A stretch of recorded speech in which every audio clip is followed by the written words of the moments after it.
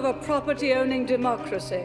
The right for every family to have their own home. Home ownership by 1 million. Generation given the security of a home of their own. Uniting home ownership in Britain once again. Giving millions of young people the chance to own their own homes. The UK is in a housing crisis. In the last video, we looked at the history of the UK and the policies the government implemented which ignited the match of the housing crisis we know today. In this episode, we'll explore the 7 key elements increasing the burden of the housing crisis. First, let's talk about population. Back in the 1950s, the UK had around 50 million people. Fast forward to 2025, we're pushing 70 million. That's a 40% increase in just 75 years. What's driving it? Mainly net migration and rising birth rates, and it's not slowing down. The Office of National Statistics expects another 2.2 million people to arrive by 2028. But here's the problem, we're simply not building enough homes to keep up. With an ever-growing population and new build housing not being built fast enough to match demand, this crisis is set to get worse before it gets better. Second, the planning system. The planning system is often cited as being the most significant barrier to increasing housing supply in the UK. While we urgently need more homes delivered at pace, the current planning landscape often makes things incredibly difficult.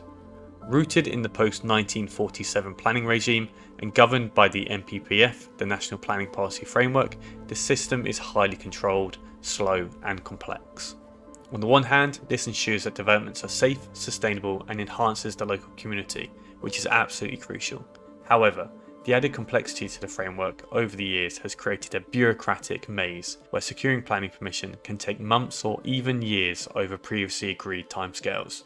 Whether it's greenfield sites or urban infill, proposals face layers of regulation, bureaucracy, expert reports and red tape slowing everything down.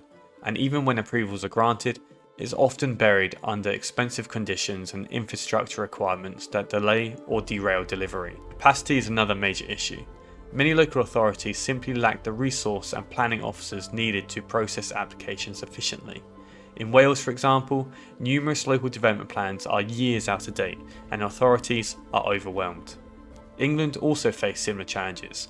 Several councils have failed to maintain a 5-year housing land supply, effectively stalling development altogether. The system is rigid, overworked, and as many experts put it, in desperate need of reform. And finally, there's a decision-making structure itself. The final decision often rests with local planning committees made up of councillors with no development experience or technical planning knowledge. They have the power to override planning applications recommended for approval, and this creates further inconsistency, uncertainty, and delay in bringing forward much needed housing stock in the UK. Third, the ageing population. The UK isn't just getting bigger, it's getting older. By 2050, 1 in 4 people will be over 65. And here's the issue. Many older homeowners remain in large family homes long after their children have moved out. Under-occupancy has become widespread in England. Around 67% of over 65s have at least 2 spare bedrooms across the UK, and that adds up to 26 million unused bedrooms. That's a huge amount of underused housing. Now, of course, people have every right to stay in their homes, but the reality is this empty nest effect effectively removes a portion of the housing stock from optimal use. Fewer family homes are coming to the market, which means younger families are left fighting over small new builds or cramming into unsuitable spaces. Put simply, a huge chunk of the housing stock is being locked out of circulation, not because it doesn't exist, but because it's not turning over. Fourth, and here's the paradox, while millions struggle to find decent housing, hundreds of thousands of homes across the UK sit completely empty. Government figures show there are around 653,000 vacant properties. That's about 2.6 of the total housing stock. And of those, 237,000 have been empty for over 6 months.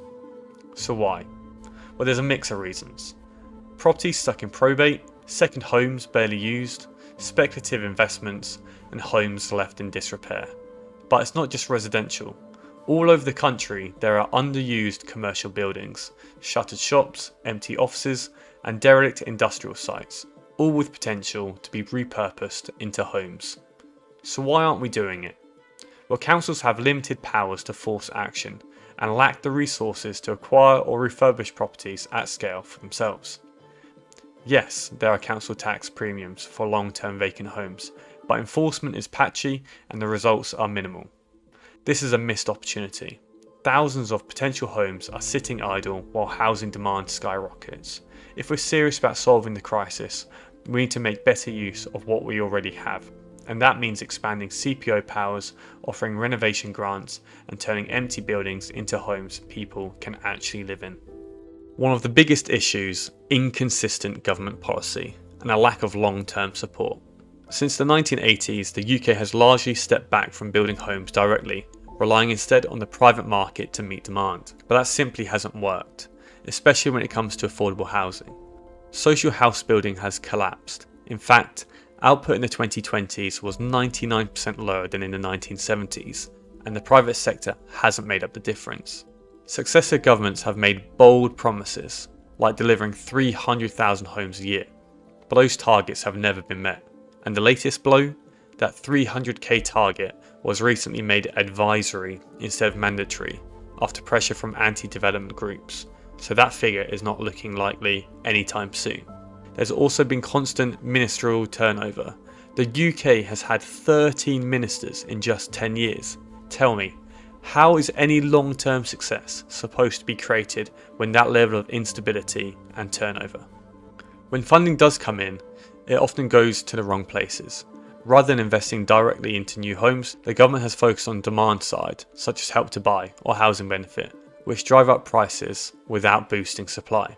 In Scotland, there's a plan to build 110,000 affordable homes by 2032, but questions still remain about whether the funding is actually there for it.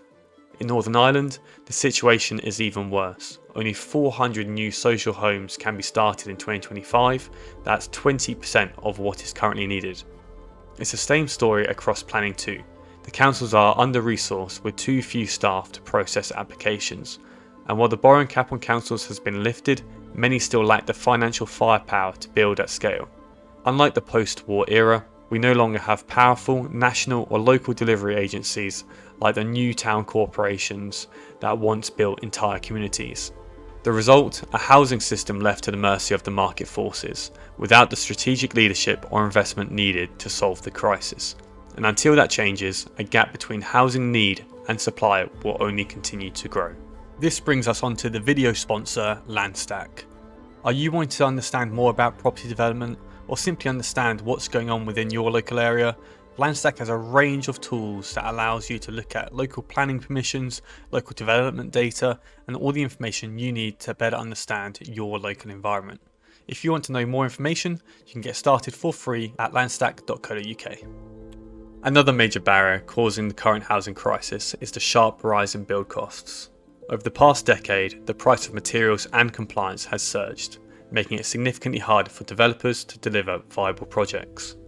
From brick and timber installation, steel and cement, post-COVID costs have risen by 30 to 50%, with property prices not increasing in line to absorb these costs.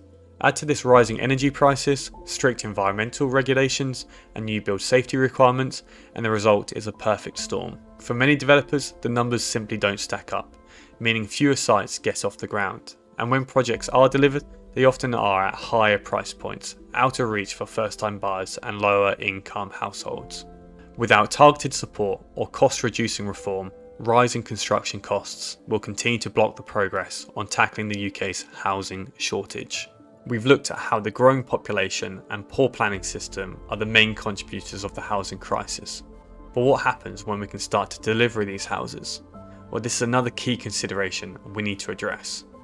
Skilled labour shortages are another critical barrier to delivering more homes. The construction industry is facing a major workforce crisis, fueled by a combination of Brexit, an ageing workforce, and a lack of investment in vocational training. Since Brexit, thousands of skilled European workers have left the UK, creating a significant gap in site labour. At the same time, many experienced tradespeople are retiring, and not enough apprentices are coming through to replace them. This has created a brain drain in the sector, a loss of both knowledge and hands-on expertise. The result? Delays, rising wages, and reduced capacity across the board. For developers, this means higher costs, longer build times, and in some cases, cancelled projects due to the lack of available labour. Until we address the skills pipeline with serious investment in construction training and trade education, labour shortages will continue to choke housing delivery. As we've seen in the previous video exploring the history of the UK housing crisis, and this video looking at the environment we're currently in, it's clear that it's been made up of decades of policy failure and compounding challenges. If we're going to solve this key issue, we need radical reform. We need a modernised planning system that's faster and more efficient, allowing for the delivery of more homes, helping the government hit their housing target. We need incentives for downsizers, for older generations to pass on their homes to newer, younger growing families. We need investment in construction talent, skills and new innovation, and most importantly, political will that lasts more than just one term.